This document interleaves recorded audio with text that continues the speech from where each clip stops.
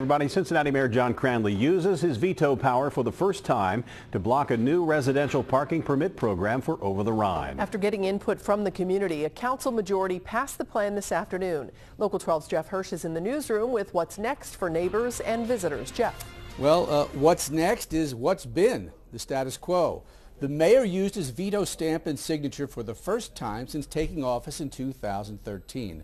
The parking plan would have set aside 450 spaces in Over the Rhine for residents who would have paid $108 a year for a parking permit. There would have been a much cheaper permit fee for low-income residents of that neighborhood.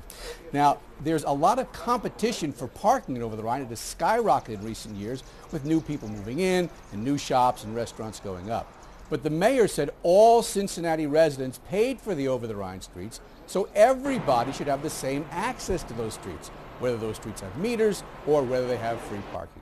The Over the Rhine Community Council favored the residential parking permit plan. The group's president says the mayoral veto may have been a political arrow pointed at those who support the streetcar.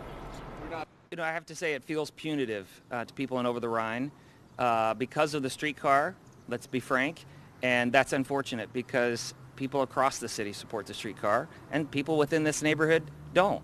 There are people all over that have differing opinions, and to penalize an entire neighborhood feels a little bit unfair. Well, I do think that there has been a great deal of ad hominem attacks on me, character assassination, personal attacks, because they don't want to debate the merits of these issues. The fact is that since I've taken office, even though I strongly opposed the decision to pursue the streetcar and then to restart it, I've done as much as I can to solve problems that were frankly ignored by the people that foisted this plan on us. The mayor also says the Downtown Residents Council recently asked for a residential permit plan as well. He said if you give one to Over the Rhine and then to downtown, you open up a Pandora's box with many other neighborhoods asking for the same thing, which he says would mean then removal of parking meters and less revenue for the city. Back to you. Jeff, thank you very much. The council vote was 5-4 in favor of the parking plan. Those 5 yes votes came from Mayor Cranley's fellow Democrats. It takes 6 votes to override a mayoral veto, but it doesn't appear there's enough support for that at this point.